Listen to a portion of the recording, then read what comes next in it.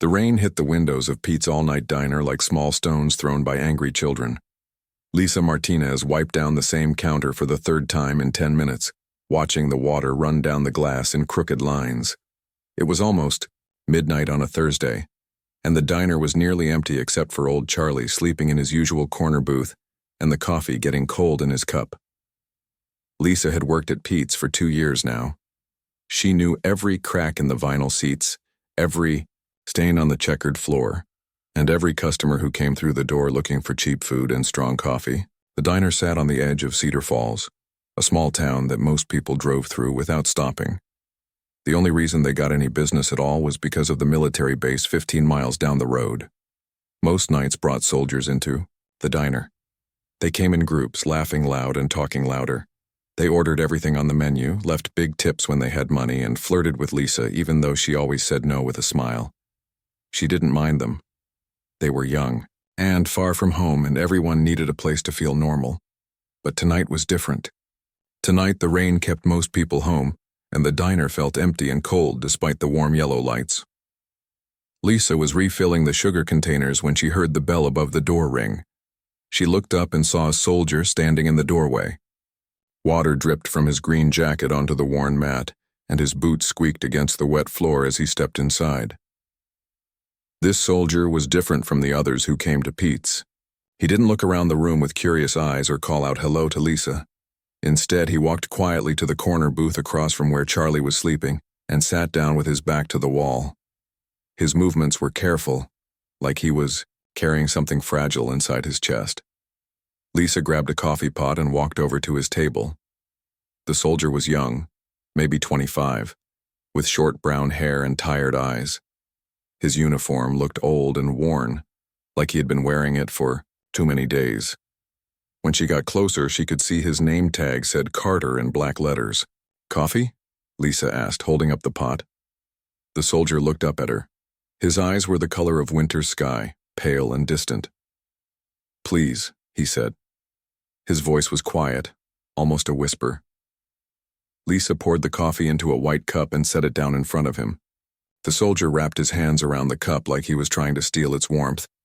She waited for him to order food, but he just stared out the rain-covered window. "You want to see a menu?" Lisa asked. The soldier shook his head. "Just coffee is fine." Lisa went back to the counter, but she kept watching him. Something about the way he sat made her think of a bird with a broken wing. He drank his coffee slowly, taking small sips and setting the cup down gently each time. His eyes never stopped moving, looking at the door, the windows, and then back to his hands. An hour passed. Charlie woke up, paid for his coffee, and left, for home. 2 truck drivers came in, ate pie and complained about the weather, then continued on their way. Through it all, the soldier sat in his booth, drinking coffee and saying nothing. Lisa refilled his cup twice without him asking. Each time he looked up at her with those tired eyes and said, "Thank you," in that same quiet voice. She wanted to ask him if he was okay, but something told her not to push. Some people came to Pete's to talk, and others came to be left alone. When the clock above the grill showed 2 in the morning, Lisa's shift was almost over. Pete would come in at 6 to start breakfast, and Mary would take over the morning shift. Lisa had cleaned everything twice, counted the register, and restocked the napkin holders. The soldier was still there, now on his 4th cup of coffee. Lisa watched him count coins from his pocket, arranging them in small piles on the table. Quarters, dimes, nickels, and pennies. He counted them 3 times, then put them back in his pocket. His shoulders dropped a little, like he was disappointed by what he found. She had seen that look before. It was the look of someone who was hungry but didn't have enough money for food. Lisa knew that look because she had worn it herself when she first moved to Cedar Falls, broke and alone after her mother died. The soldier finished his coffee and raised his hand to get Lisa's attention. When she walked over, he was already reaching for his wallet. "How much do I owe you?" he asked. 4 coffees, that's $6, Lisa said. The soldier counted out exact change, leaving no tip. Lisa didn't mind. She could tell he needed every penny he had. "Thank you," he said, starting to stand up. "Wait," Lisa said. The word came out before she could stop it. The soldier sat back down and looked at her with curious eyes. Lisa felt her cheeks get warm. She wasn't sure why she had stopped him, but something inside her chest was pulling tight. "Are you hungry?" she asked. The soldier's face changed. For just a second, she saw something real behind his tired eyes. Want, need. But then he shook his head. "I'm fine," he said. Lisa knew he was lying. She had told the same lie many times when she couldn't afford to eat. "What's your name?" she asked. "Danny," he said after a moment. "Danny, I'm Lisa, and I think you should stay for dinner." Danny shook his head again. "I can't pay for food." "I didn't ask if you could pay for it," Lisa said. "I asked if you were hungry." They looked at each other across the small table. Danny's hands were still wrapped around his empty coffee cup, and Lisa could see him thinking, fighting with himself about whether to accept help from a stranger. "Why?" Danny asked finally. Lisa thought about her answer. She could have said many things. She could have talked about how hard it was to be alone and broke in a strange place. She could have mentioned how her mother always said that kindness was never wasted. Instead, she told him the simple truth. "Because everyone deserves a good meal," she said. Danny's eyes got bright, like he might cry. He nodded once, very slowly. Lisa walked back to the kitchen and started cooking. She made meatloaf with mashed potatoes and green beans, the kind of meal that filled your stomach and warmed your heart. While it cooked, she cut a slice of apple pie and poured a tall glass of milk. When she brought the food to Danny's table, he stared at it like he couldn't believe it was real. He ate slowly, carefully, like each bite was precious. He didn't talk while he ate, but Lisa could see some of the tiredness leave his face. When Danny finished eating, he looked up at Lisa with those winter sky eyes. "Thank you," he said, and this time his voice was stronger. "I needed this more than you know." Danny left 20 minutes later, walking out into the rain that was finally starting to slow down. Lisa cleaned his table and found a $5 bill hidden under his napkin. It was probably all the money he had left, but he had given it to her anyway. Lisa put the money in her pocket and finished closing the diner. She didn't know Danny's last name or where he came from or why he looked so sad. She didn't know that. Buying him dinner would change both their lives forever. All she knew was that she had helped someone who needed help, and that felt like enough. Lisa woke up to the sound of thunder, but it wasn't coming from the sky. The noise was too steady, too rhythmic. It sounded like giant drums beating in the air above her small apartment. She rolled over in bed and looked at her alarm clock. Why, 30 in the morning. She had only been asleep for 4 hours. The sound got louder. Lisa sat up in bed, her heart starting to beat faster. This wasn't thunder. This was something else. Something that made the windows rattle and the coffee cups shake on her kitchen counter. Lisa rushed to her window and pulled back the curtains. What she saw made her forget how to breathe. 3 helicopters were landing in the parking lot of Pete's Diner. They were big, black, and different from any helicopters she had ever seen on television. Their rotors spun fast, kicking up dust and small rocks that hit the diner's windows like hail. The helicopters had no markings on them, no numbers or letters that told her which branch of the military they belonged to. Men in dark uniforms jumped out of the helicopters before they even touched the ground. These weren't regular soldiers like the ones who came to the diner for coffee and pie. Their uniforms were black instead of green, and they carried weapons that looked strange and complicated. They moved like dancers, smooth and quick, spreading out around the diner like they were getting ready for a fight. Lisa pulled on her jeans and a sweater as fast as she could. Her apartment was above the diner, and she could get downstairs through the back staircase. She needed to find out what was happening. When Lisa got to the diner, Pete was already there. The old man stood behind the counter with his mouth open, staring out the front windows at the soldiers. His hands shook as he poured coffee into a cup that was already full, making the brown liquid spill all over the counter. "Pete, what's going on?" Lisa asked. Pete looked at her with scared eyes. "I don't know, honey. I came in early to start the breakfast prep, and then these helicopters just showed up. They haven't said anything to me yet." Through the window, Lisa could see more soldiers setting up equipment around the parking lot. Some of them had computers and screens that they were connecting to small dishes pointed at the sky. Others were talking into radios and looking at the diner like they were studying it. One soldier was different from the rest. He was older, maybe 50, with gray hair cut short and a face that looked like it had seen too many hard things. He wore the same black uniform, but he had more patches on his chest and walked like he was in charge. This soldier was looking right at the diner, right at the windows where Lisa and Pete were watching. The soldier started walking toward the front door. "Oh, God," Pete whispered. "They're coming in." The bell above the door rang as the soldier stepped inside. Up close, Lisa could see that his eyes were dark brown and very serious.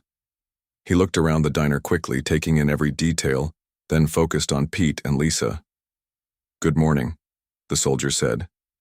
His voice was calm but strong, like he was used to giving orders. "I'm Colonel Jake Morrison. Are you Pete Rodriguez, the owner of this establishment?" Pete nodded, still holding the coffee pot. "Yes, sir. Is there some kind of trouble?" Colonel Morrison's face didn't change. "We need to speak with Lisa Martinez. Is she here?" Lisa felt her stomach drop. How did this soldier know her name?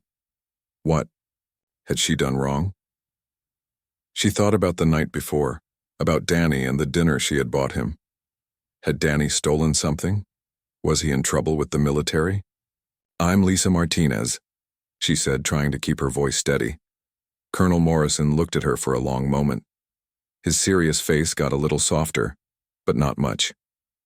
"Miss Martinez, we need to talk. It's about the soldier you helped last night." Lisa's heart beat faster. "Is Danny okay? Did something happen to him?" The colonel raised his eyebrows. "He told you his name was Danny?" "Yes, Danny Carter. At least, that's what his name tag said." Colonel Morrison nodded slowly. "Miss Martinez, I need you to sit down. What I'm about to tell you is going to be hard to believe." Lisa looked at Pete, who was still staring at the colonel with wide eyes. She sat down at the nearest table, the same table where Danny had counted his coins just a few hours ago. Colonel Morrison sat down across from her. "Miss Martinez, the man you helped last night isn't exactly what he appears to be. His name is Daniel Carter, and he's been missing for 3 days from a highly classified facility about 200 miles north of here." "Missing?" Lisa asked. "You mean he ran away?" "In a manner of speaking, yes." The colonel folded his hands on the table. "Miss Martinez, Daniel isn't entirely human anymore?" Lisa stared at him. "What do you mean?" Colonel Morrison was quiet for a moment, like he was choosing his words carefully. 6 months ago, Daniel was part of a special mission. Something happened during that mission, something that changed him. We've been taking care of him at a special facility, trying to help him adjust to his new situation. But 3 days ago, he left without permission. We've been looking for him ever since." Lisa felt confused and scared. "Changed him how? What are you talking about?" The colonel looked around the empty diner, then back at Lisa. "Miss Martinez, what I'm about to tell you is classified information. It's secret. Do you understand what that means?" Lisa nodded. "It means you can't tell anyone else about this conversation. Not your friends, not your family, not anyone. Can you promise me that?" Lisa's mouth felt dry. "Is Danny dangerous? Did he hurt someone?" "No," Colonel Morrison said quickly. "Daniel has never hurt anyone, but he's different now.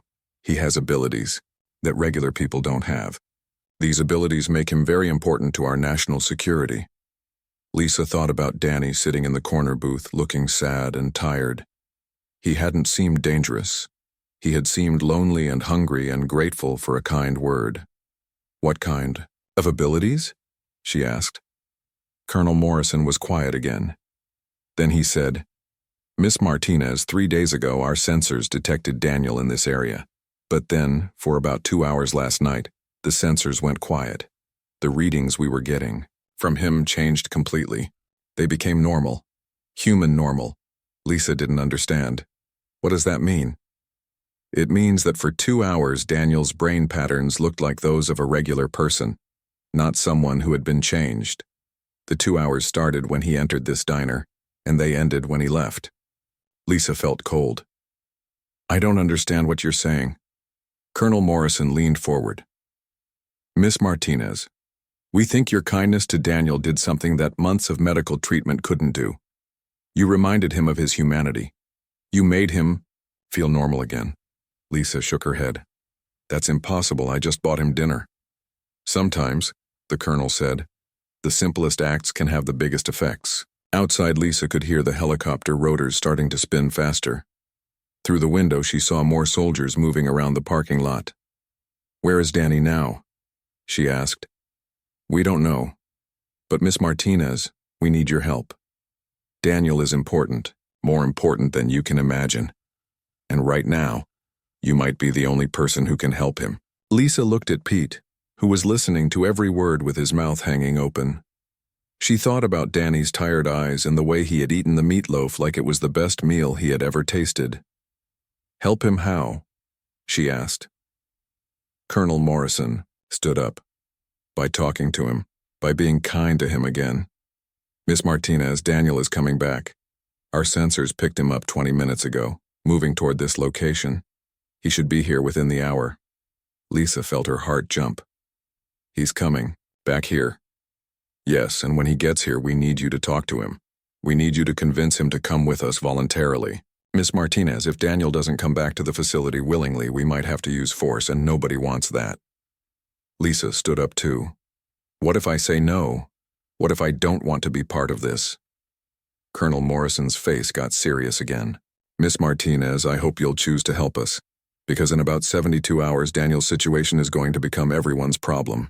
And I mean everyone on Earth. Before Lisa could ask what he meant, the radio on the colonel's belt started making noise. A voice said, Colonel Morrison, we have movement. Target is approaching from the south, ETA 15 minutes. Colonel Morrison picked up the radio. Copy that. Everyone stay in position, but do not engage unless I give the order. He looked at Lisa. Miss Martinez, Danny is almost here. Are you going to help us? Lisa looked out the window at the soldiers and their strange equipment. She thought about Danny's quiet voice saying thank you. She thought about the $5 he had left under his napkin, even though it was probably all the money he had. I'll talk to him, she said. But I want to know the truth. All of it. Colonel Morrison nodded. After we get Daniel back safely, I'll tell you everything. I promise. Outside, the helicopters waited like sleeping dragons. And somewhere in the distance, Danny was walking back to the only place where he had felt human in months. Colonel Morrison led Lisa to the back room of the diner, away from the windows where soldiers might be watching. Pete followed them, still carrying the coffee pot like he had forgotten it was in his hands. The back room was small and cramped, filled with boxes of supplies and the smell of old coffee. Sit down, the colonel said, pointing to 2 folding chairs near a table covered with receipts and order forms. Lisa sat down, but her hands wouldn't stop shaking. You said you would tell me the truth, all of it. Colonel Morrison looked at his watch. We have about 10 minutes before Daniel arrives. I'll tell you what I can. He pulled out a chair and sat down across from Lisa. His face looked tired, like he had been carrying a heavy weight for a long time. 6 months ago, we sent a team of Special Forces soldiers on a mission, he began. It wasn't a normal mission. We weren't going to fight other people or rescue hostages. We were going to make contact with visitors from another world. Pete dropped the coffee pot. It hit the floor with a loud crash, sending pieces of glass everywhere. Visitors from another world, he said. You mean aliens? Colonel Morrison nodded. That's exactly what I mean. Lisa felt like the room was spinning. This is crazy. You're telling me Danny met aliens? Not just met them, the colonel said. The aliens chose Daniel and his team for a special purpose. They did something to them. Changed them in ways we're still trying to understand. Lisa thought about Danny's tired eyes and the way he had moved so carefully in the diner. Changed them how? Colonel Morrison was quiet for a moment. The aliens call themselves the Korath.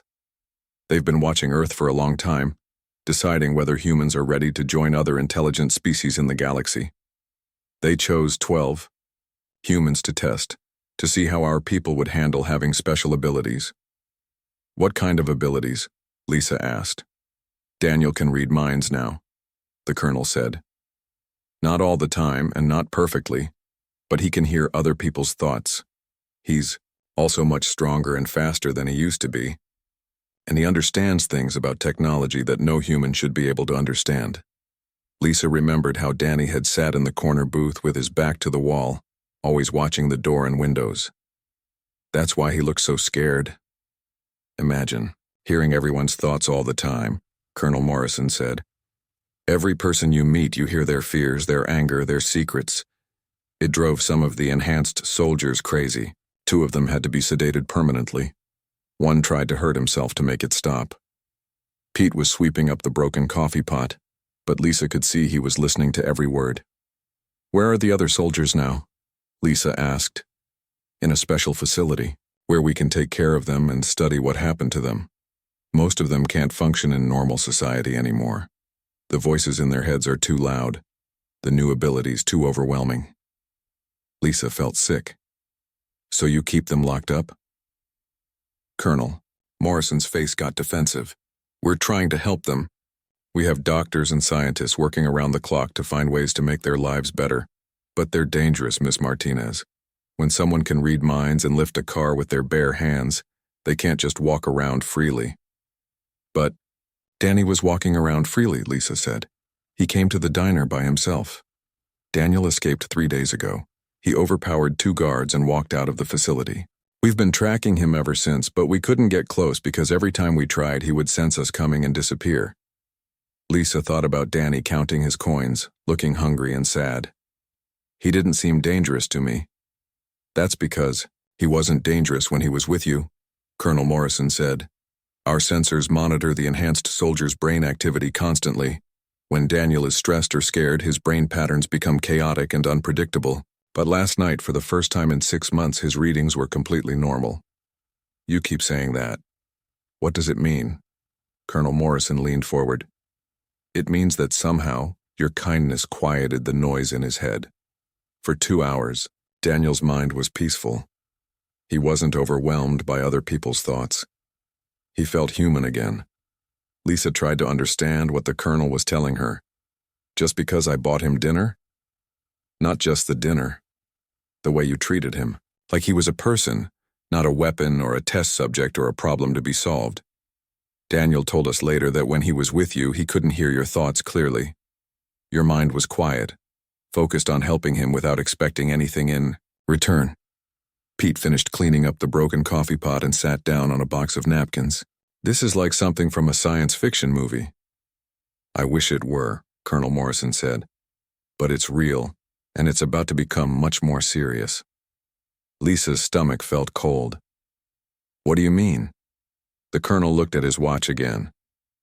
The Korath are coming back. In 72 hours, their ship will return to Earth to check on the humans they enhanced. They want to see how we've handled having people with special abilities among us. What happens if they don't like what they see? Pete asked. Colonel Morrison's face went pale. If the Korath decide that humans can't be trusted with enhanced abilities, they'll take steps to protect the galaxy from us. Lisa didn't like the sound of that.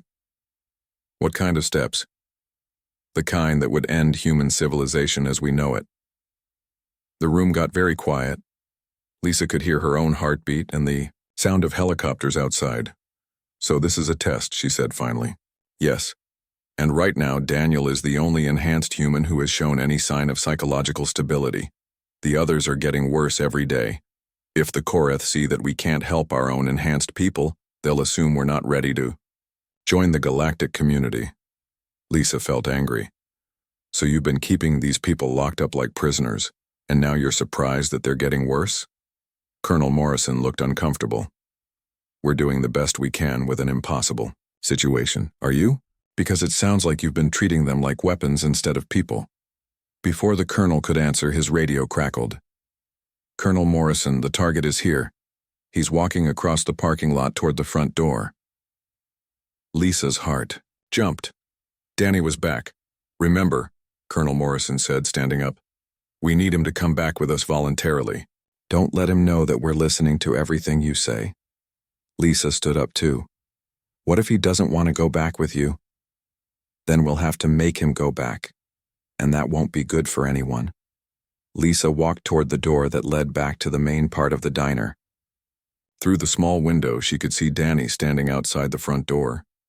He looked the same as he had the night before, tired and careful, but there was something different about the way he held himself, like he was ready to run or fight.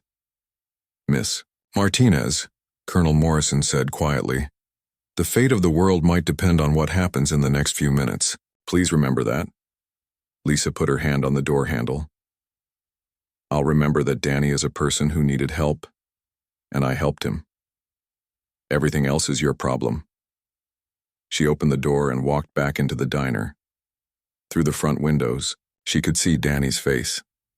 He was looking at the helicopters and soldiers, and his eyes were full of fear and sadness. But when he saw Lisa through the window, his expression changed. For just a moment, he looked hopeful. Lisa walked to the front door and opened it. "Hello, Danny," she said. "Would you like some coffee?" Danny stepped through the door of Pete's diner like he was walking into a trap. His eyes moved quickly from Lisa to the windows, where he could see soldiers standing near their helicopters. His hands were shaking, and Lisa could see he was ready to run. "It's okay," Lisa said softly. "Come sit down." Danny looked at her with those tired winter eyes. "You know, don't you, about what I am?" Lisa nodded. "The colonel told me some things, but I'd rather hear it from you." Danny walked slowly to the same corner booth where he had sat the night before. Lisa poured him a cup of coffee and sat down across from him. Through the back door, she could see Colonel Morrison watching them, but she tried to ignore him. "I'm sorry I lied to you," Danny said, wrapping his hands around the warm coffee cup. "My name really is Danny Carter, but I'm not exactly the same person who came here last night." "What do you mean?" Danny was quiet for a long moment. He stared into his coffee like he was looking for answers in the dark liquid. 6 months ago, I was a normal soldier. I had a normal life, normal problems. The biggest thing I worried about was whether I had enough money to send home to my mom. Lisa waited for him to continue. "Then my unit got called for a special mission. They wouldn't tell us what it was, just that it was important and secret. We flew for hours in a plane with no windows, and when we landed, we were in the middle of nowhere, desert and rocks and nothing else." Danny took a sip of coffee. His hands were still shaking. "There was a ship there, not one of ours. It was silver and smooth, like it was made from one piece of metal. No seams, no bolts, nothing that looked like it was built by human hands." Lisa felt her skin get cold. The alien ship. Yeah, the Korath. Ship. They were waiting for us. 3 of them, tall and thin with big dark eyes. They didn't look scary, but when you looked at them, you knew they were smarter than any human could ever be. Danny rubbed his forehead like his head was hurting. "They told us they had been watching Earth for a long time. They said humans might be ready to join other worlds, but they needed to test us first." "Test how?" "By giving some of us abilities and seeing what we would do with them. They said most species they tested failed because they used new powers to hurt others, or because they became afraid of their own people who were different." Lisa thought about what Colonel Morrison had said about keeping the enhanced soldiers locked up. "What did they do to you?" Danny's face got sad. "They put us in a room filled with light. It didn't hurt, but something changed inside our heads. When we woke up, everything was different." "Different how?" Danny looked at Lisa, and for a moment his eyes seemed to glow with a soft blue light. "I can hear what people are thinking. Not words exactly, but feelings and images. When someone is angry, I feel their anger like fire in my chest. When someone is scared, their fear makes my hands shake." Lisa understood why Danny had looked so tired and overwhelmed. "That must be awful." "It is. Imagine being in a room where everyone is talking at once, but the talking is happening inside your head. That's what it's like for me every second of every day." Danny set down his coffee cup and looked at his hands. "I'm also stronger now. Much stronger. I accidentally broke a door handle yesterday just by turning it normally, and I understand things about machines and computers that I never learned." "The colonel said you escaped from their facility." Danny's face got angry. "They didn't treat us like people anymore. We became experiments. test subjects. They poked us and scanned us and asked us the same questions over and over. When some of the other guys started getting violent because they couldn't handle the voices, the doctors just gave them drugs to make them sleep. Lisa felt sick. That's terrible. The worst part was that nobody cared how we felt. They only cared about what we could do. How much weight could we lift? How far could we read minds? Could we be useful weapons? Danny looked out the window at the soldiers. I tried to tell them that the voices were getting louder, that I was having trouble telling the difference between my thoughts and other people's thoughts, but they just wrote it down in their notebooks and gave me more tests. Lisa reached across the table and touched Danny's hand. As soon as her skin touched his, she saw his whole body relax. The tension in his shoulders went away, and his breathing got slower. What just happened? Lisa asked. Danny stared at her with wide eyes. The voices stopped. When you touch me, I can't hear anyone else's thoughts. It's quiet in my head for the first time in months. Lisa kept her hand on his. Is that why you came back here? Yes. Last night, when you were kind to me, when you bought me food without wanting anything back, your mind was peaceful. I couldn't hear the angry thoughts or the scared thoughts or the greedy thoughts that usually fill up my head. For 2 hours, I felt normal. Lisa understood now why Colonel Morrison had said her kindness was so important. Danny, the colonel, told me about the Kareth coming back. He said they're going to judge all of humanity based on how we treated you and the other enhanced people. Danny nodded. In 3 days, their ship will return. They'll look at all 12 of us and decide if humans can be trusted with power. If we're too violent or if we're too afraid of each other, they'll make sure we never get the chance to leave Earth and hurt anyone else. What does that mean? Danny's voice got very quiet. It means they'll destroy our civilization. Lisa felt cold all over. Just because some people were scared and made bad choices? The Kareth have tested hundreds of species across the galaxy. Most of them fail because they can't handle having some of their people be different. They either use the enhanced ones as weapons, or they lock them away because they're afraid. Lisa thought about the military facility where Danny's friends were being kept like prisoners. We're failing the test, aren't we? Most of us are getting worse every day. The isolation and the medical tests are making us sick in our minds. 2 of my friends don't even remember who they used to be. They just sit in their rooms and stare at the walls. Lisa squeezed Danny's hand tighter. What can we do? I don't know. The Kareth want to see that humans can treat enhanced people with kindness and respect. They want to see that we can live together without fear or violence. But so far, the only person who has been truly kind to me is you. Colonel Morrison appeared at their table. Daniel, we need you to come back with us. The facility has new doctors, better treatments. We can help you control your abilities. Danny looked up at the colonel. You mean you can help me be a better weapon? That's not true. We want to help you live a normal life. Danny stood up, but he kept holding Lisa's hand. Colonel, I've been in your facility for 6 months. In all that time, not one person treated me like I was still human, not until I met Lisa. Colonel Morrison looked frustrated. Daniel, the Kareth are coming whether you cooperate or not. If you don't come back with us, we'll have to use force.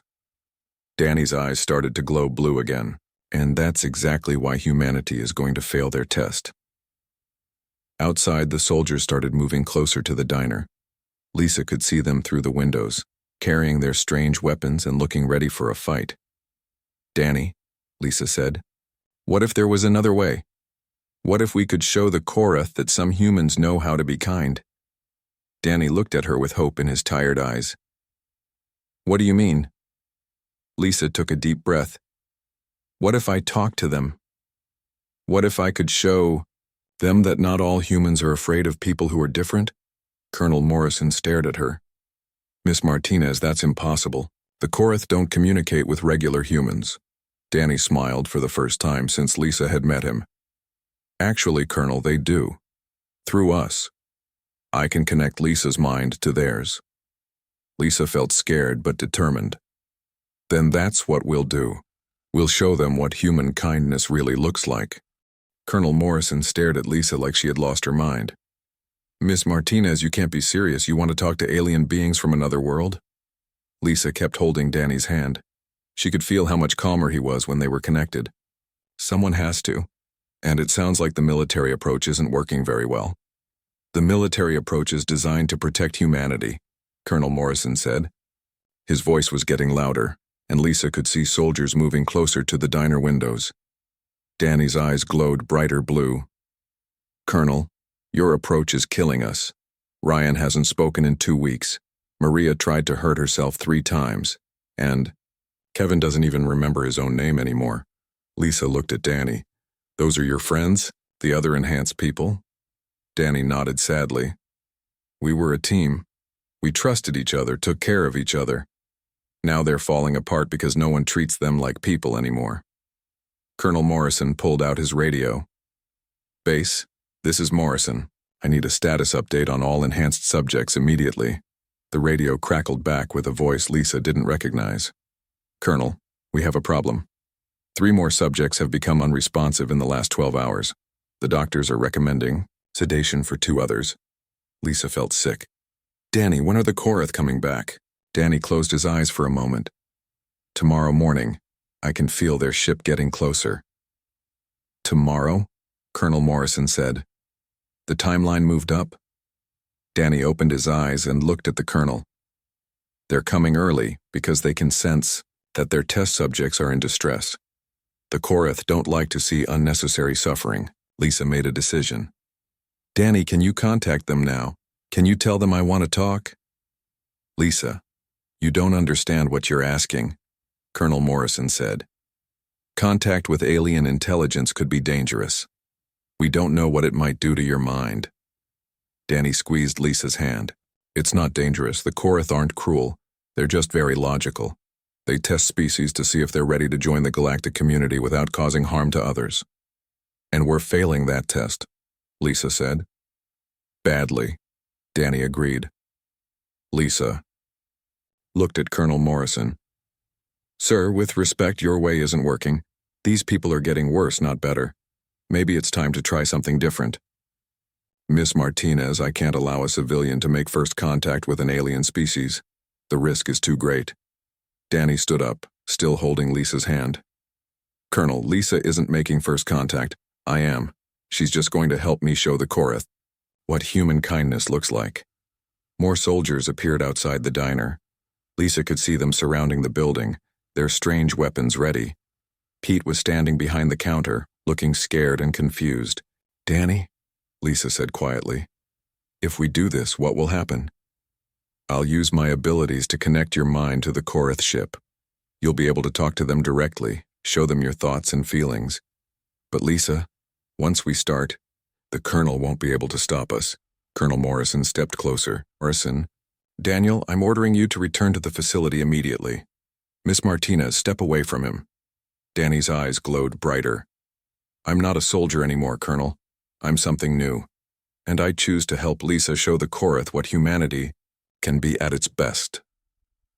Lisa took a deep breath. Do it, Danny.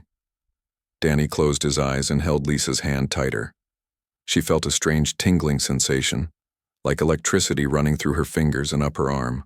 The tingling spread through her whole body, and suddenly the world around her seemed to fade away. Lisa found herself standing in a place that wasn't quite real. She was still in the diner, but everything looked different. The walls were made of light, and she could see stars spinning slowly around her. In front of her stood 3 tall, thin figures with large dark eyes and skin that seemed to glow with soft silver light. Hello, Lisa Martinez, one of them said, though its mouth didn't move. The voice came from inside her head, gentle and warm. I am Zeth of the Korath. We have been watching your interaction with the enhanced human Daniel Carter. Lisa tried to speak, but no sound came out. Then she realized she didn't need to speak out loud. You've been testing us, she thought toward the aliens. Yes, Zeth replied. We have tested many species across the galaxy. Most fail because they cannot accept those among them who become different. They either use the enhanced as weapons or destroy them out of fear. Lisa thought about the military facility where Danny's friends were locked away. We're failing, aren't we? Your military leaders are failing, another Koreth said. This one was taller than Zeth, with eyes that seemed to hold the wisdom of ages. They see the enhanced humans as tools or threats, not as people who need compassion and understanding. But you are different, Zeth said to Lisa. When Daniel entered your establishment, he was in great distress. His mind was chaotic, filled with the thoughts and emotions of others, but your kindness quieted that chaos. Lisa thought about buying Danny dinner, about treating him like any other customer who needed help.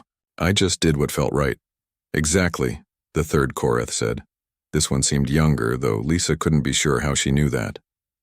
You responded with instinctive compassion. You saw need and chose to help without expecting anything in return. Lisa felt brave enough to ask the question that scared her most. What happens to Earth if humanity fails your test? The three Koreth exchanged a look that Lisa felt rather than saw. Species that cannot handle enhancement responsibly are prevented from spreading beyond their home worlds, Zeth said gently. This is necessary to protect other civilizations. You mean you would destroy us? Not destroy, the older Koreth said. But your technology would be limited, your ability to travel between stars prevented. Humanity would remain on Earth until you learn to treat all your people with dignity. Lisa thought about Danny and his friends, locked away and getting sicker, because people were afraid of what they had become. Some of us are learning, she said. Danny isn't dangerous, he's just hurt and lonely and scared. He needs friends, not doctors and guards. This is what we hope to see, Zeth said. But you are only one human among billions. How do we know that others would respond as you have? Lisa thought about Pete, who had hired her when she was broke and desperate. She thought about her mother, who had always said kindness was never wasted. She thought about all the customers at the diner who looked out for each other, who shared food and stories and helped strangers. Because that's what humans do, she said. We take care of each other. We help people who are hungry or lost or scared. Sometimes we make mistakes because we're afraid, but deep down we know right from wrong. Your military leaders would disagree, the younger Koreth said. Then don't judge us by our leaders, Lisa replied. Judge us by our everyday choices. Judge us by the waitress who buys dinner for a hungry soldier, by the mechanic who fixes a car for free, by the teacher who stays late to help a struggling student. The three Koreth were quiet for a long moment. What do you propose? Zeth asked. Finally, Lisa felt an idea forming in her mind. Give us a chance to prove ourselves. Let Danny and his friends live normal lives, but with support from people who care about them as individuals. Let us show you that humans can accept and help those who are different. And if you fail?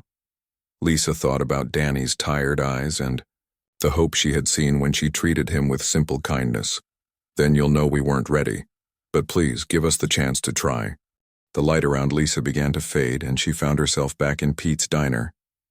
Danny was still holding her hand, but his eyes had stopped glowing. Colonel Morrison was staring at them both, his radio crackling with urgent voices from his soldiers. What happened? The colonel demanded.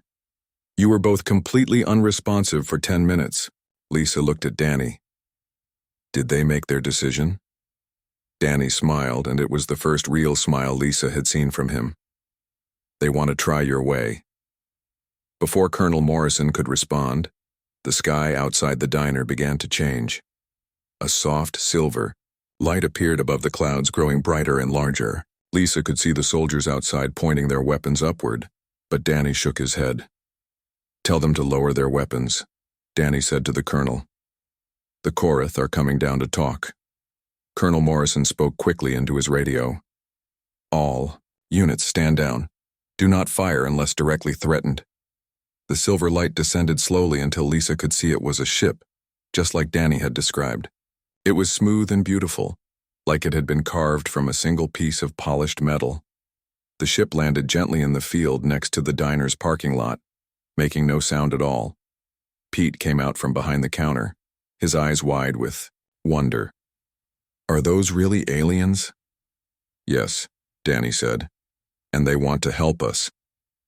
A door appeared in the side of the ship, though Lisa hadn't seen any door there before. 3 tall figures walked out, moving with grace and purpose. They looked exactly as Lisa had seen them in her vision, tall, thin, with large dark eyes and skin that seemed to glow softly. The Korath walked toward the diner, and Lisa was surprised to see that Colonel Morrison and his soldiers stepped aside to let them pass. Even the toughest military men seemed to understand that this was a moment for peace, not war. Zeth, the Korath who had spoken to Lisa first, approached the diner's front door. When he spoke, everyone could hear him, though his mouth didn't move. "We have made our decision about humanity," Zeth said. "But first we wish to see the other enhanced humans." Colonel Morrison looked uncomfortable. "They're at a secure facility. It would take hours to bring them here." "That will not be necessary," the older Korath said. "We will go to them." Within an hour, a convoy of vehicles was driving toward the military facility where Danny's friends were being kept. Lisa rode in the same vehicle as Danny and Colonel Morrison, while the three Korath traveled in their ship above them. When they arrived at the facility, Lisa was shocked by what she saw. The building looked like a prison, with high walls, guard towers, and multiple layers of security. Danny's face got sad as they passed through the checkpoints. "This is where they've been keeping us," he said quietly. Inside the facility, Lisa met the other enhanced humans for the first time. They were in a common room that looked more like a hospital than a living space. Everything was white and sterile, with cameras in every corner and guards at every door. Ryan was a young man about Danny's age who sat in a chair staring at nothing. When Lisa tried to talk to him, he didn't respond. Maria was a woman with short, black hair who kept touching the walls nervously, as if she was trying to find a way out. Kevin was the worst of all. He sat on the floor rocking back and forth, humming a song that had no tune. "What have you done to them?" Lisa asked the facility director, a stern woman in a white coat. "We've done everything we could to help them," the director said defensively. "They've had the best medical care, the most advanced treatments." Danny knelt down next to Kevin and gently touched his shoulder. "Kevin, it's me. It's Danny." Kevin looked up with confused eyes. "Danny? Where have you been?" The voices are so loud here. Lisa felt tears in her eyes. These people weren't dangerous criminals or weapons. They were scared, hurt individuals who needed care and understanding, not medical tests and isolation. The three Korath entered the room, and immediately Lisa could see a change in the enhanced humans. They all looked up with sudden alertness, as if a fog had been lifted from their minds. "My children," Zeth said gently, "we are sorry for your suffering." "Why did you do this to us?" Maria asked, her voice shaking. "We gave you gifts," the older Korath explained, "but your people did not know how to help you use them. This was part of our test, to see if humanity could care for those who become different." "Did we pass?" Ryan asked. His voice was weak, like he hadn't used it in a long time. Zeth looked at Lisa. "Some of you did. This human showed us that your species has the capacity for true compassion." Over the next several hours, the Korath worked with each enhanced human individually. They didn't take away their abilities, but they taught them how to control the mental noise, how to manage their new strength, how to live with their gifts instead of being overwhelmed by them. Lisa watched as Kevin began to smile again, as Maria stopped touching the walls nervously, as Ryan started having conversations with people around him. It was like watching flowers bloom after a long winter. "We will not take you into our galactic alliance immediately," Zeth told the assembled humans. "But we will give you a chance to prove yourselves. We will provide basic technology to help your world, and we will create more enhanced humans over time." Colonel Morrison stepped forward. "What about security?